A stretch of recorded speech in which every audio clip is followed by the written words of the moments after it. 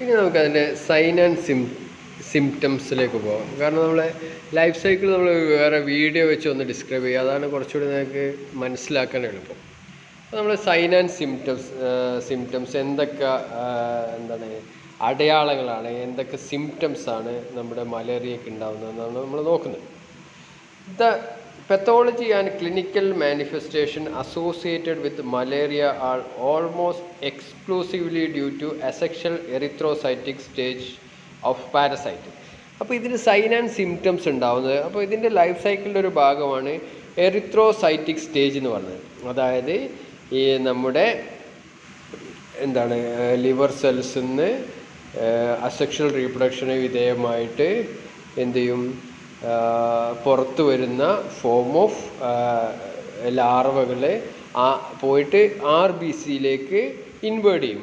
RBCയിൽ വെച്ചിട്ട് അത് വീണ്ടും സെക്ഷൽ റീപ്രൊഡക്ഷനും അതുപോലെ തന്നെ സെക്ഷൽ റീപ്രൊഡക്ഷനും വിധേയമാകുന്നുണ്ട്. സെക്ഷൽ റീപ്രൊഡക്ഷന് വിധേയമായിട്ട് മെയിലും ഫീമെയിലും ഒക്കെ ഉണ്ടാകുന്നത് നമ്മൾ ലൈഫ് സൈക്കിളിൽ ഒന്നുകൂടി വിശദമായിട്ട് പറയാം. അപ്പോൾ ഇങ്ങനെ ആയിരക്കണക്കിന് അല്ലെ ലക്ഷക്കണക്കിന് RBCയിലേക്ക് ഈ ലാർവ ഇൻവേർട്ട് ചെയ്യുകയും അതിൻ്റെ ഫലമായിട്ട് ഓരോ RBCയുടെ ഉള്ളിൽ വെച്ചും ഇത് ഡിവൈഡ് ചെയ്ത് അല്ലെങ്കിൽ എന്താണ് മൾട്ടിപ്ലൈ ചെയ്യും അല്ലെങ്കിൽ റീപ്രൊഡക്ഷന് വിധേയമാവുകയും അതിൻ്റെ ഫലമായിട്ട് ഓരോ RBCയും എന്ത് ചെയ്യും, ബ്രേക്ക് ചെയ്യും, പൊട്ടും.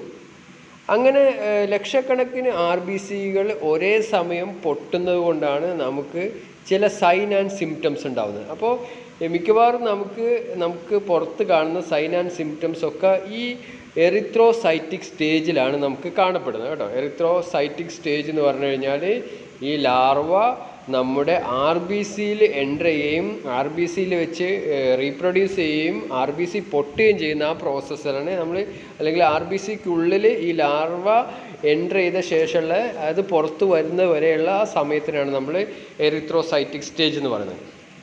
ഇനി tissue schizonts and gametocytes cause little if any pathology. Plasmodium infection cause an acute febrile illness which is most notable for its periodic fever paroxysms occurring at either 48 or 72 hours intervals. The severity of the attack depend upon the Plasmodium species as well as other circumstances. അപ്പോൾ ഇതിൻ്റെ clinical manifestation ഇതൊരു febrile ഡിസീസാണ്, അല്ലെങ്കിൽ പനിയോടുകൂടി ഉണ്ടാകുന്ന അല്ലെങ്കിൽ ഒരു തരത്തിലുള്ള പനിയാണ് malaria എന്ന് പറയുന്നത്. അപ്പോൾ മാത്രമല്ല ഇതിൻ്റെ ഇതൊരു പീരിയോഡിക് ആയിട്ടുള്ള ഫീവേഴ്സാണ്.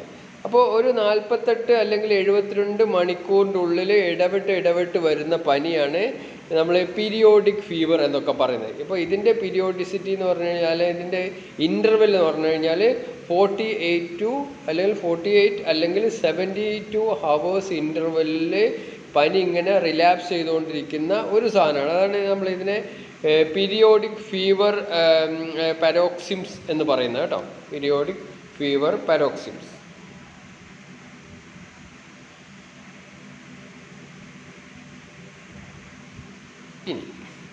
Sometimes the incubation period can be prolonged for several months in Plasmodium vivax, Plasmodium ovale and Plasmodium malariae.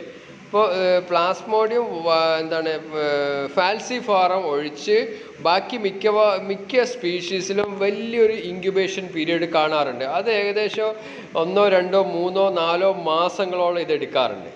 All 4 species can exhibit non-specific prodromal symptoms a few days before the first febrile attack. അതായത് നമുക്ക് ഈ പനി വരുന്ന ഈ 4ൻ്റെ കേസിൽ എടുത്തു കഴിഞ്ഞാൽ നമുക്ക് ഈ പനി പോലുള്ള ലക്ഷണങ്ങൾ വരുന്നതിൻ്റെ മുമ്പ് ചില പെഡ്രോമൽ സിംറ്റംസ് കാണിക്കാറുണ്ട്. പെഡ്രോമൽ എന്ന് പറഞ്ഞാൽ ആക്ച്വൽ സിംറ്റംസ് വരുന്നതിൻ്റെ തൊട്ട് മുമ്പുണ്ടാവുന്ന സിംറ്റംസിനെയാണ് നമ്മൾ പെഡ്രോമൽ സിംറ്റംസ് പറയുന്നത്. These prodromal symptoms are generally described as flu like എന്ന് പറഞ്ഞാൽ ഏകദേശം പനി വരുന്നതെന്നുള്ളൊരു ഫീലിംഗ്, അതാണ് ഫ്ലൂ ലൈക്ക്, അല്ലെങ്കിൽ ഒരു ചെറിയൊരു പനീൻ്റെ ഒരു ഫീലിംഗ്, അതാണ് നമ്മൾ ഫ്ലൂ ലൈക്ക് ഇൽനെസ് എന്ന് പറയുന്നത്. അപ്പോൾ അതിൽ വരുന്നത് എന്താണ്? ഹെഡ് ഏക്ക് ഉണ്ടാവും, ചെറിയ പനി ഉണ്ടാവും, മസിൽ പെയിൻ ഉണ്ടാവും, അതുപോലെ തന്നെ anorexia, nausea. The symptoms tend to correlate with increasing number of parasites. അപ്പോൾ ഈ നമ്മുടെ ശരീരത്തിൽ പാരസൈറ്റ് കൂടുന്നതിന്, പാരസൈറ്റിൻ്റെ കൗണ്ട് കൂടുന്നതിനനുസരിച്ച് ഈ സിംറ്റംസിൻ്റെ സിവിയാരിറ്റി കൂടി വന്നുകൊണ്ടിരിക്കും.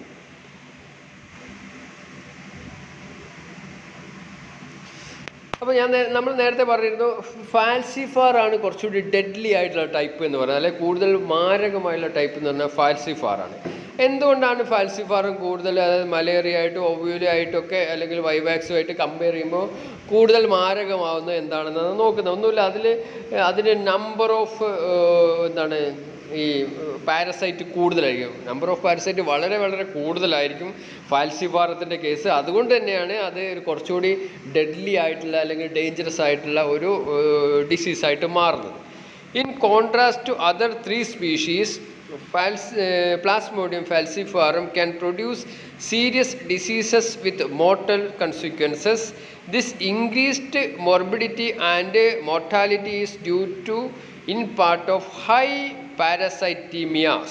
കൂടുതൽ parasites വരുന്നതുകൊണ്ടാണ് associated with Plasmodium falciparum infection. These potentially high parasitemias are due to, in part, of large number of merozoites produced and ability of Plasmodium falciparum to invade all erythrocytes. അപ്പോൾ എന്താണ്? കൂടുതൽ മെറോസൈറ്റ്സ് produce ചെയ്യും. എവിടുന്ന്? നമ്മുടെ liver സെൽസിന്. അതിനുള്ള കഴിവ് നമ്മുടെ ഫാൽസിഫാറത്തിനുണ്ട്. അതുപോലെ തന്നെ ഈ ഓരോ മെറോസൈറ്റ്സിനും അനവധി RBCയിലേക്ക് ചേക്കാറാനുള്ള അല്ലെങ്കിൽ അങ്ങോട്ട് മൈഗ്രേറ്റ് ചെയ്യാനുള്ള കഴിവും ഈ ഫാൽസിഫാറത്തിനുണ്ട്. അതുകൊണ്ടാണ് ഈ ഫാൽസിഫാറത്തിൻ്റെ അല്ലെങ്കിൽ നമ്മുടെ പ്ലാസ്മോഡിയത്തിൻ്റെ കൗണ്ട് വളരെയധികം ഉയർന്നു നിൽക്കുന്നത് in the case of Plasmodium falciparum. ഇനി അതർ ഫിസിക്കൽ സിംറ്റംസ്. ഇനി എന്തൊക്കെയാണ് വേറെ symptoms? Fever can be very high from the first day, temperature of 40 degrees Celsius and higher are often observed. Fever is usually continuous or irregular. Classic periodicity may be established after some days. അപ്പോൾ വലിയ 102, 103, 104 അല്ലെങ്കിൽ 40 ഡിഗ്രിക്ക് മുകളിലുള്ള temperature ചിലപ്പോൾ അതിൽ കൂടുതൽ വരും. അതുപോലെ തന്നെ കണ്ടിന്യൂസ് ആയിട്ടുള്ള അല്ലെങ്കിൽ ഇറഗുലർ ആയിട്ടുള്ള പനി വരാം. പക്ഷേ നമ്മൾ നേരത്തെ പറഞ്ഞ പോലെ 48 മുതൽ 72 മണിക്കൂർ കൊണ്ട് ഇടവിട്ട് വരുന്ന ആ ഒരു ക്ലാസിക്കൽ പീരിയോഡിസിറ്റി, അത് കുറച്ച് 2-3 ദിവസങ്ങൾക്ക് ശേഷമാണ് അങ്ങനെ ഒരു ക്ലാസിക് പീരിയോഡിസിറ്റിയിലേക്ക് വരുന്നത് കേട്ടോ. അതുപോലെ എന്തുണ്ടാവും? നമ്മുടെ ലിവർ സെല്ലൊക്കെ എൻലാർജ് ചെയ്യും. അതുപോലെ ടെൻഡൻ, അതായത് ചെറിയ രീതിയിലൊന്ന് സോഫ്റ്റ് ആവും. നമ്മുടെ ലിവർ സോഫ്റ്റ് ആവുകയും ചിലപ്പോൾ അത് എൻലാർജ് ചെയ്യുകയും ചെയ്യും. സ്പ്ലീനോമെഗാലി എന്ന് പറഞ്ഞാൽ സ്പ്ലീന് എൻലാർജ് ചെയ്യുക. സ്പ്ലീനോമെഗാലി take many days, especially in the first attack. In non-immune children, in children from an endemic area, huge splenomegaly sometimes occurs. Anemia, prolonged malaria can cause anemia, and malarial anemia cause the significant mortalities. Anaemia വരാൻ കാരണം എന്താണ്? RBCs ഒക്കെ നശിച്ചു പോകുന്നതുകൊണ്ടാണ് anaemia ഉണ്ടാകുന്നത്. അതുപോലെ കുട്ടികളുടെ സ്പ്ലീനോമെഗാലി, non immune കുട്ടികളുടെ സ്പ്ലീനോമെഗാലിയൊക്കെയാണ് നമ്മളും പറഞ്ഞുകൊണ്ടിരിക്കുന്നത്. അതുപോലെ jaundice with heavy parasitaemia and large scale destruction of erythrocyte, mild jaundice may occurs. This jaundice subsidise with the treatment of malaria. അപ്പോൾ ഇഷ്ടം പോലെ എറിത്രോസൈറ്റുകൾ നശിച്ചു പോകുന്നതുകൊണ്ട് ചെറിയൊരു ജോണ്ടിസ് ഉണ്ടാവും. പക്ഷേ ഈ മലേറിയൻ്റെ ട്രീറ്റ്മെൻറ്റൊക്കെ കഴിയുമ്പോഴേക്ക് ജോണ്ടിസ് നമ്മുടെ ശരീരത്തിൽ നിന്ന് പോയിട്ടുണ്ടാവും. അതുപോലെ dehydration, high fever, poor oral intake and vomiting all contribute to dehydrations. നല്ല പനി ഉണ്ടാവും. നമുക്ക് ഭക്ഷണം കഴിക്കാനോ അല്ലെങ്കിൽ വെള്ളം കുടിക്കാനൊക്കെ വളരെ ബുദ്ധിമുട്ടായിരിക്കും. അതുപോലെ കുടിച്ച വെള്ളം നമ്മൾ ഛർദ്ദിച്ചു പോകും, വോമിറ്റ് ചെയ്യും. അങ്ങനെയൊക്കെ വന്നിട്ട് നമ്മുടെ ശരീരത്തിൽ നിന്ന് നഷ്ടപ്പെട്ടു പോകുന്ന ജലത്തിൻ്റെ അത്രയും നമുക്ക് തിരിച്ച് ശരീരത്തിലേക്ക് റീസ്റ്റോർ ചെയ്യാൻ പറ്റാത്ത അവസ്ഥ വരികയും അങ്ങനെ നമുക്ക് ഡീഹൈഡ്രേഷൻ ഉണ്ടാവുകയും ചെയ്തേക്കാം കേട്ടോ. Black water disease. ഇനി അതിൻ്റെ കാരണം എന്താണ്? Massive intravascular haemolysis. നമ്മൾ RBC ഒക്കെ ലൈസായി പോവുക സാധാരണഗതിയിൽ ഡ്യൂ ടു പ്ലാസ്മോഡിയം ഫാൽസിഫാറാണ്. സിവിയർ അക്യൂട്ട് ഹിമോലൈറ്റിക് അനീമിയ ഉണ്ടാവുന്നു. RBC 1 to 2 into 106/ml ആണ് ഉണ്ടാവുക. ഹീമോഗ്ലോബിനൂറിയ എന്ന് പറഞ്ഞാൽ നമ്മുടെ യൂറിനിൽ ഹീമോഗ്ലോബിൻ അല്ലെങ്കിൽ RBC ഉണ്ടാവുക, അല്ലെങ്കിൽ ബ്ലഡിൻ്റെ അംശം ഉണ്ടാവുക. ഇൻക്രീസ്ഡ് ബിലിറൂബിൻ, നമ്മുടെ സിറത്തിൻ്റെ കളറ് മഞ്ഞ കളറാകുക, അല്ലെങ്കിൽ ബിലിറൂബിൻ്റെ അളവ് കൂടുക കേട്ടോ, അതായത് മഞ്ഞപ്പിത്തം ഉണ്ടാവുക. Acute tubular necrosis and HB cast, അതൊന്നും അത്ര ഇമ്പോർട്ടൻ്റ് അല്ല കേട്ടോ.